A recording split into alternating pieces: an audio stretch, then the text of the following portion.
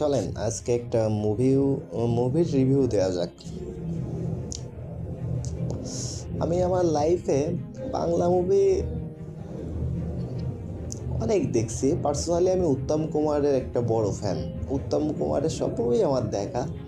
তারপরে মাঝে যখন ছোট আর কি ওই বাটন ফোন চালাতাম, তখন আবার আমি দেখতাম হচ্ছে শাকিব খানের কিছু মুভি দেখতাম, এমনকি ফ্রেন্ডের সাথে মারামারি করতাম। শাকিব খান বেস্ট, মান্নার থেকে best, Shakib Khan always best. Recent তারপরে কিছু মানে মুভি দেখা হয়নি। তারপরে আর আপনার পরে মনে হয় শিকারি দেখছিলাম। শিকারির পরে আহ, বরবাদ বরবাদ দেখা হয়েছে কয়েকবার।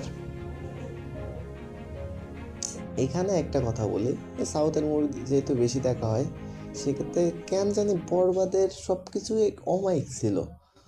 বরবাদের মতো মুভি বাংলাদেশে শিখে আর পসিবল আমার মনে হয় না। সম্ভব, আবার সম্ভব, যেহেতু শাকিব খান নায়ক, সে আছে এখনও আমাদের মেগাস্টার, সেহেতু আমার মনে হয় সম্ভব। Shakib Khan is a brand. তার আসলে কি বলবো, ফ্যান ফলোয়ার তার মতন লয়াল ফ্যান বাংলাদেশের খুব কম নায়কই পেয়েছে। ধন্যবাদ।